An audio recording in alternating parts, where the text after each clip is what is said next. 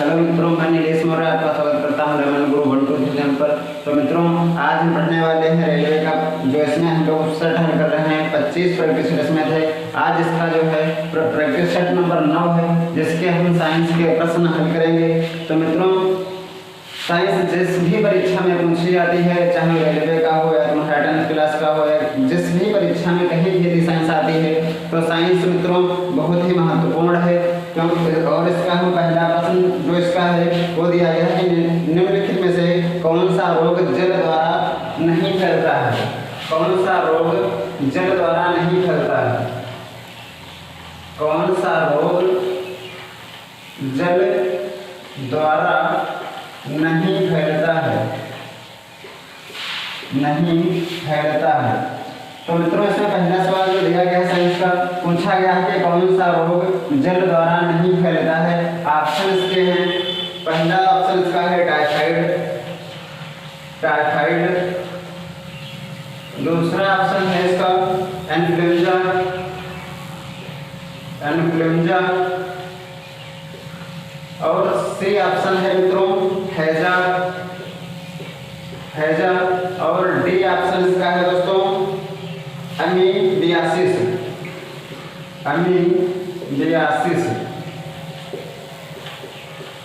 ये दोस्तों 4 ऑप्शन दिए गए हैं। पूछा गया है कि इनमें से कौन सा रोग जल द्वारा नहीं फैलता है। मित्रों, रोग जो है बहुत ही महत्वपूर्ण होते हैं। तो इसमें दोस्तों जो इन्फ्लुएंजा है, यह वायरस से फैलता है। किससे मित्रों? यह जो होता है वायरस जनित रोग है। बाकी ये जो रोग हैं ये जल द्वारा फैलते हैं। मित्रों, हम बता दें, ये जो टाइफाइड है, ये हैजा है, ये सब जीवाणुओं द्वारा फैलते हैं। तो मित्रों, हम जीवाणुओं से जो रोग फैलते हैं उनकी ट्रिक बताएंगे। उससे जितने भी रोग होते हैं जीवाणु के द्वारा फैलने वाले रोग होते हैं, वो सभी एक ही ट्रिक में याद हो जाएंगे। जैसे ट्रिक हमारी क्या है? डीप सिटी करकुटनी है। तो मित्रों, बहुत ही गजब की ट्रिक इसमें है। क्या है? डी से हो जाएगा मित्रों डिप्थीरिया। ये मित्रों जो रोग जीवाणु से फैलते हैं, यानी कि ये कौन से रोग हैं जो जीवाणु या बैक्टीरिया से फैलते हैं, उन रोगों को हम पढ़ेंगे। पास से हो जाएगा मित्रों कौन सा? प्लेग। सी से हो जाएगा सिफिलिस। टी से मित्रों हो जाएगा टिटनिस। का से मित्रों हो जाएगा काली खांसी। और को से क्या होगा? कुष्ठ रोग। टा से दोस्तों हो जाएगा टाइफाइड। और नी से हो जाएगा निमोनिया। और हा से मित्रों क्या हो जाएगा? हैजा। ये जितने भी रोग दोस्तों हैं, ये सभी किससे फैलते हैं? तो ये सभी जीवाणुओं से फैलने वाले रोग हैं, जीवाणु जनित रोग। तो दोस्तों, डीप सिटी करकुटनी है। इतना मित्रों याद रखना, जितने भी जीवाणु से रोग हैं, जीवाणु जनित रोग हैं, वो सभी आपको एक साथ में याद होंगे। डी से हो जाएगा डिप्थीरिया। पा से हो जाएगा क्या मित्रों? प्लेग। सी से सिफिलिस होगा। टी से टिटनिस। का से क्या होगा दोस्तों? काली खांसी होगा। को से हो जाएगा कुष्ठ रोग, मित्रों इसको कोढ़ भी कहते हैं। टा से क्या होगा? टाइफाइड होगा। नी से क्या हो जाएगा? निमोनिया होगा। और हा से हैजा। ये जितने भी रोग बैक्टीरिया से होने वाले थे, जीवाणु से होते थे, उन सभी रोगों को हमने एक ही प्रश्न में पढ़ लिया। मित्रों, अगला प्रश्न इसमें दिया गया है। अगला प्रश्न इसको क्या है? अगला प्रश्न मित्रों इसका कि सूखा रोग किस अंग की बीमारी है? कौन सा प्रश्न है? सूखा रोग किस अंग की बीमारी है? किस अंग में होती है? दोस्तों, सूखा रोग के बारे में आप लोगों ने देखा होगा, छोटे बच्चे जो होते हैं उनकी हड्डियां टेढ़ी हो जाती हैं, कुपोषण हो जाता है। तो दोस्तों, इसमें वही प्रश्न आया है कि सूखा रोग से कौन सा अंग प्रभावित होता है? तो दोस्तों, ये जो है इसका दूसरा प्रश्न क्या है? सूखा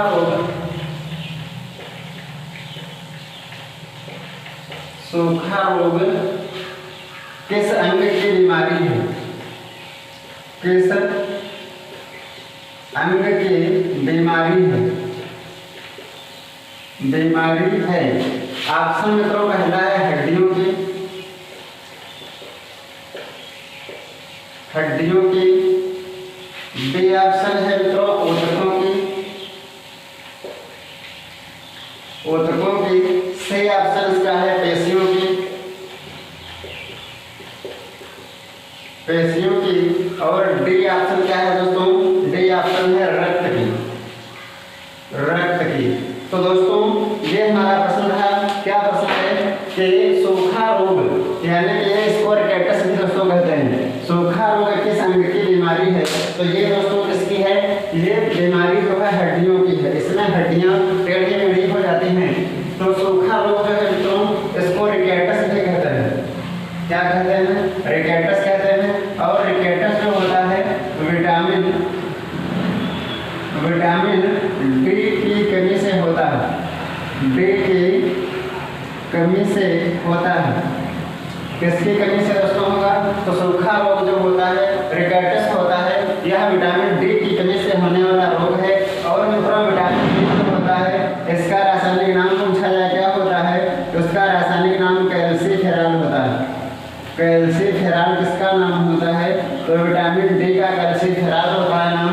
विटामिन डी जो होता है इसे धूप का विटामिन भी कहते हैं। धूप का विटामिन किस विटामिन को कहा जाता है? तो धूप का विटामिन जो है विटामिन डी को कहा जाता है। क्या दोस्तों कहा जाएगा? धूप का विटामिन। क्यों कहा जाता है? क्योंकि यह विटामिन हमें धूप से प्राप्त होती है, धूप से प्राप्त होती है। दोस्तों विटामिन डी जो है हमें कहाँ से प्राप्त होती है? तो विटामिन डी जो होती है धूप से प्राप्त होती है। इसीलिए इस विटामिन को धूप का विटामिन कहा जाता है। इसका रासायनिक नाम पूछा जाए क्या है? तो दोस्तों विटामिन डी का नाम क्या होता है? कैल्सीफेरॉल होता है। और विटामिन डी की कमी से ही सूखा रोग या रिकेटस रोग हो जाता है। अधिकतर दोस्तों ये बच्चों में होता है। बच्चों की हड्डियां जो होती हैं टेढ़ी मेढ़ी हो जाती हैं। रक्त जो होता है यह मित्रों जो होगा इसके ये किसकी कमी से होता है? तो यह आयरन की या कह दिया जाए कि लोहे की कमी से, आयरन की कमी से रोग हो जाता है। रक्त की कमी, इस रोग को क्या कहते हैं? तो इसे एनीमिया कहा जाता है। एनीमिया या रक्ताल्पता, रक्ताल्पता रोग कहते हैं। ये किसकी कमी से होता है? तो ये मित्रों लोहे की कमी से या आयरन की मात्रा जब कम होगी तब रक्त की बीमारी यानी कि रक्त कौन सा अंग इससे जो होगा प्रभावित होगा? तो आयरन की कमी से रक्त प्रभावित होता है। रक्त की कमी हो जाती है जिसे हम रक्ताल्पता या एनीमिया कहते हैं। दोस्तों यदि खून की कमी होती है तो हमें आयरन की आवश्यकता होती है, क्योंकि आयरन जो होता है खून की कमी को क्या करता है? बढ़ा देता है। तो मित्रों ये हमारा प्रश्न हुआ। इसका जो सही आंसर कौन सा था? हड्डियों के, हड्डियों का रोग कौन सा होता है? रिकेटस होता है। किसकी कमी से होता है? तो यह विटामिन डी की कमी से होता है। विटामिन डी का रासायनिक नाम क्या है? कैल्सीफेरॉल होता है। इसे धूप का विटामिन भी कहा जाता है। और क्यों कहा जाता है? क्योंकि यह हमें धूप से प्राप्त होता है, इसीलिए इस विटामिन को धूप का विटामिन कहते हैं। दोस्तों अगला सवाल हमारा है। इसी के साथ मित्रों यदि सेशन आपको अच्छा लग रहा हो, समझ में आ रहा हो तो लाइक शेयर और सब्सक्राइब साथ में जरूर करिएगा और कमेंट करके बताइएगा सेशन कैसा रहा। तो मित्रों जो सवाल नंबर तीसरा है इस सेट का है 45 नंबर सवाल। कौन सा है? सवाल अगला है इसका, कर्णमूल का रोग निम्नलिखित में से किसके द्वारा उत्पन्न किया जाता है? कर्णमूल, कर्णमूल का रोग, कर्णमूल का रोग निम्न में से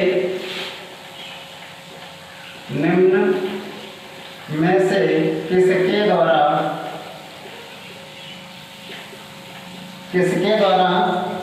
उत्पन्न किया जाता है? उत्पन्न किया जाता है। दोस्तों ये हमारा सवाल नंबर 43 पूछा गया है कि इनमें से कर्णमूल रोग किसके द्वारा उत्पन्न किया जाता है? पहला ऑप्शन दोस्तों क्या है? कवक। बी ऑप्शन है इसका बैक्टीरिया, बैक्टीरिया। और सी ऑप्शन दोस्तों है वायरस। डी ऑप्शन जो है दोस्तों वो है इनमें से कोई नहीं। इनमें से कोई नहीं। इनमें से कोई नहीं। तो मित्रों ये क्या है हमारे ऑप्शन। और इसमें क्या पूछा गया है, कहा गया है कि कर्णमूल, इसको मित्रों जो होता है कर्णमूल जो रोग होता है इसको मम्स भी कहते हैं। MUMPS मम्स रोग भी कहा जाता है। ये जो होता है किसके कारण होता है, तो यह जो होता है ये मित्रों वायरस के कारण होता है। ये जो होता है जिसको मित्रों गलसुआ भी कहा जाता है। क्या कहा जाएगा, गलसुआ। गलसुआ रोग मित्रों ये जो होता है इसी को कर्णमूल कहते हैं। ये जो होता है यहाँ पर जो होता है ये सूजन जैसी आ जाती है, लाल ग्रंथियां जो होती हैं, यानी कि हमारी जो नीचे की और इधर जबड़े की साइड की लाल ग्रंथियां जो होती हैं उनमें सूजन आ जाती है, उसी को ही कर्णमूल कहते हैं या गलसुआ या मम्स नामक रोगों के नाम से जाना जाता है। जो किसकी कमी से होता है, किसके कारण उत्पन्न होता है, तो जो वायरस होता है वायरस से होने वाला रोग है मित्रों कौन सा रोग, गलसुआ। अगला प्रश्न है दोस्तों रोहा किस अंग की बीमारी है। रोहा जो है किस अंग की बीमारी है।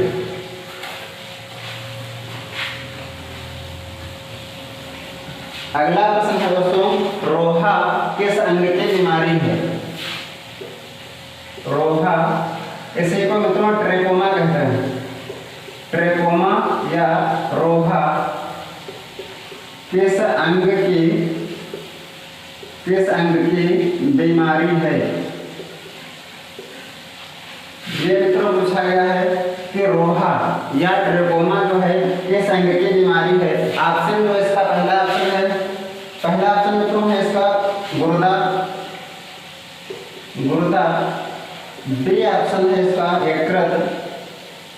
यकृत और सी ऑप्शन है आंख। सी ऑप्शन क्या है दोस्तों, आंख। और डी ऑप्शन है इसका फेफड़ा। ये मित्रों है हमारे ऑप्शन। और इसमें कहा गया है कि इसका सही आंसर कौन सा है।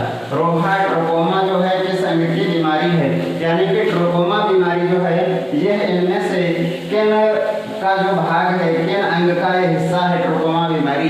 तो मित्रों ट्रोकोमा जहाँ कहीं पर आ जाए वहाँ क्या लगा देना, आंख जो होगा यह इसका सही आंसर होगा। ट्रोकोमा या जो रोहा बीमारी होती है किसकी बीमारी है, आंख की होती है। मित्रों आंख की बात की जाए तो आंख जो होती है यह 25 से भी क्या होती है 25 सेंटीमीटर व्यास इसका होता है। आंख जो होती है, आंख का पूछा जाता है कि कौन सा भाग दान किया जाता है। तो मित्रों आंख का जो कार्निया भाग होता है, कार्निया भाग दान किया जाता है। दोस्तों आंख जो हमारी होती है, यदि कोई व्यक्ति आंख को दान करता है तो उसका जो होता है आंख का एक भाग कौन सा होता है, कार्निया भाग होता है, उसको दान कर दिया जाता है। मित्रों हमारी आंख कुछ इस प्रकार होती है। आंख हमारी कुछ इस प्रकार से होती है। आगे का यह भाग उठा हुआ होता है। इस उठे हुए भाग को क्या कहते हैं, ये जो उठा हुआ भाग होता है यहाँ पर ये वाला भाग क्या होता है, कार्निया होता है। यहाँ पर ऐसे लेंस लगा होता है। यहाँ पर दोस्तों आइरिस होती हैं। ये सबसे बाहरी एक परत होती है, उसके नीचे एक परत होती है, ये रेटिना होती है। दोस्तों जो आंख होती है, आंख का सबसे बाहरी भाग जो होता है इसी को उठा हुआ भाग होता है, इसको क्या कहते हैं, कार्निया कहते हैं। ये जो भाग होता है सबसे ऊपर सफेद रंग का जो होता है इसे कहते हैं दड़पटल। क्या होता है ये मित्रों, दड़पटल या इसी को क्या कहते हैं, श्वेत पटल कहते हैं। श्वेत पटल किसे कहते हैं, तो आंख का सबसे बाहरी सफेद रंग का भाग होता है, इससे हम क्या कहते हैं, उसे श्वेत पटल या दड़पटल कहते हैं। दड़पटल वह पटल होती है जो नेत्र का सबसे बाहरी भाग होता है और उसको बाहर से सुरक्षित रखता है। और मित्रों पूछा जाता है कि नेत्र जो होता है इसमें प्रतिबिंब कैसा और कहाँ बनता है। तो मित्रों प्रतिबिंब जो होगा हमेशा कहाँ बनता है, रेटिना पर बनेगा। और कैसा बनता है, उल्टा बनेगा। दोस्तों रेटिना पर प्रतिबिंब बहुत बार पूछा गया है कि रेटिना पर आंख के अंदर प्रतिबिंब कैसा बनता है, तो वहाँ पर कैसा बनेगा, उल्टा बनता है।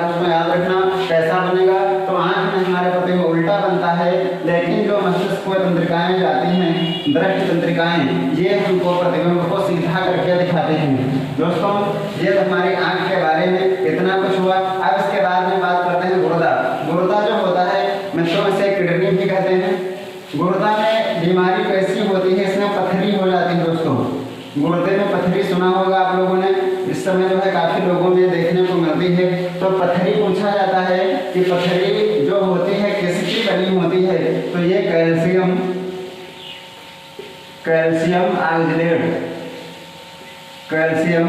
ऑक्सलेट की मित्रों बनी होती है। ऑक्सलेट की बनी होती है। कैल्शियम ऑक्सलेट की मित्रों क्या बनी होती है, पथरी बनी हुई होती है। और मित्रों जो यकृत होता है, यकृत जो है सबसे बड़ी ग्रंथि है। यकृत शरीर की सबसे बड़ी क्या है, ग्रंथि है। सबसे बड़ी क्या है दोस्तों, ग्रंथि है। इसी यकृत से ही दोस्तों क्या होता है, पित्त रस का स्राव होता है। पित्त रस का स्राव दोस्तों कहाँ से होता है, तो पित्त रस का स्राव ही यकृत से होता है। पित्त रस जो होता है इसका पीएच मान जो होता है वह पीएच मान कैसा होता है, वह क्षारीय होता है। कैसा दोस्तों होगा, पीएच जो होता है कैसा होता है, क्षारीय होता है। इसलिए और जो फेफड़ा दोस्तों होता है, फेफड़ा जो होता है, फेफड़े में क्या होता है, रक्त का शुद्धिकरण होता है। इसमें शुद्ध रक्त जो होता है उसमें ऑक्सीजन मिला दी जाती है। जो भी हमारा फुफ्फुस ध्वनि के माध्यम से अशुद्ध रक्त आता है, फेफड़ों में जैसे ही जाता है तो वहां पर कार्बन डाइऑक्साइड फेफड़ों के माध्यम से श्वसन क्रिया के द्वारा बाहर निकाल दिया जाता है और उसमें ऑक्सीजन मिला दी जाती है और रक्त हमारा कैसा होता है, शुद्ध हो जाता है। रक्त को शुद्ध करता है, रक्त को शुद्ध करता है, श्वसन में सहायक है, श्वसन का मुख्य अंग है, श्वसन का मुख्य अंग होता है।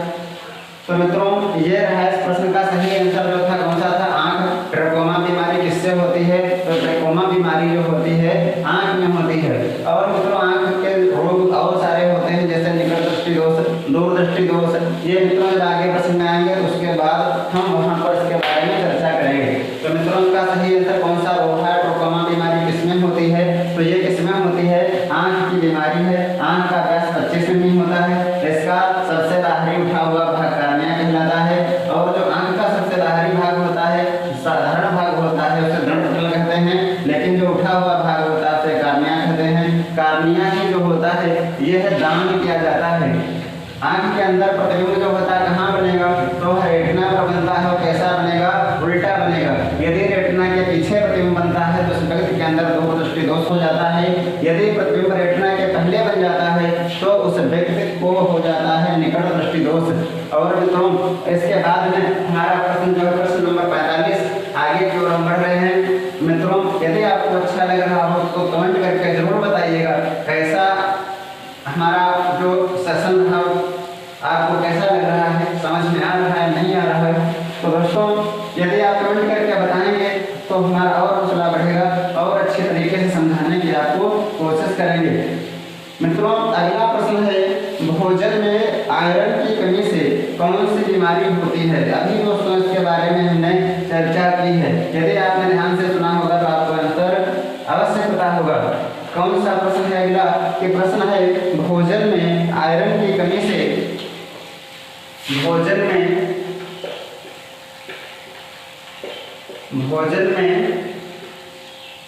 आयरन की कमी से, आयरन की कमी से कौन सा, आयरन की कमी से कौन सा रोग हो जाता है, कौन सा रोग हो जाता है, कौन सा रोग हो जाता है। तो मित्रों इसका पहला ऑप्शन जो है वो पहला ऑप्शन है स्कर्वी, स्कर्वी। बी ऑप्शन है दोस्तों रक्तताल्पता, रक्तताल्पता।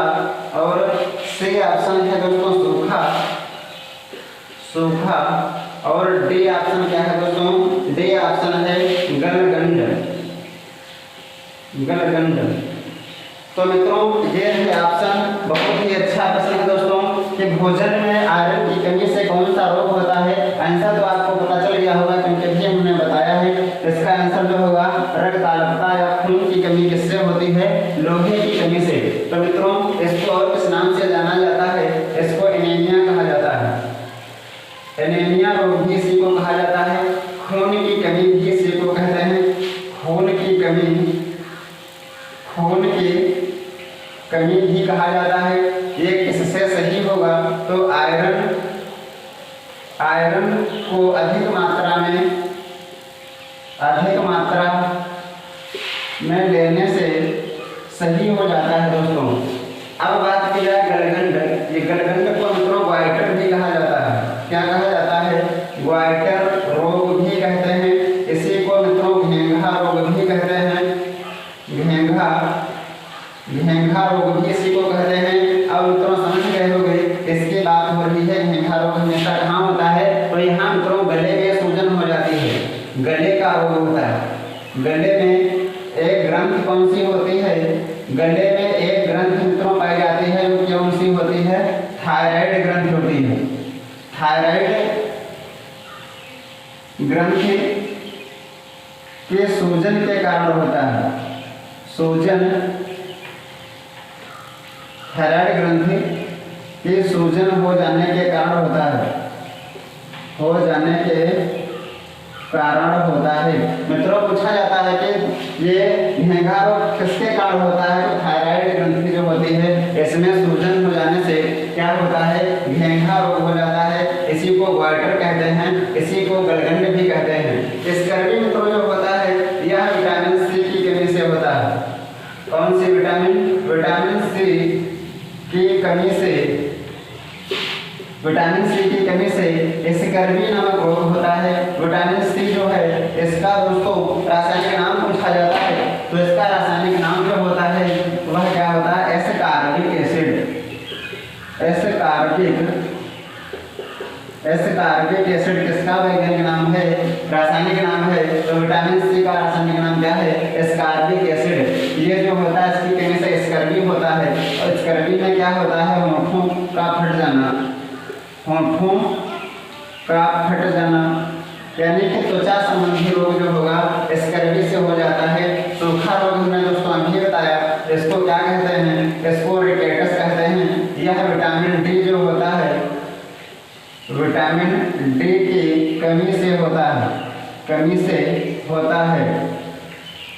तो मित्रों ये हमारा रहा आज का अंतिम सवाल। तो मित्रों यदि आपको सेशन अच्छा लगा हो तो लाइक, शेयर और सब्सक्राइब कीजिए। और जहाँ कहीं भी साइंस आती है मित्रों बस यही प्रश्न घुमा कर पूछा करते हैं। तो मित्रों इसी के साथ सभी साथियों को जय हिंद, जय भारत।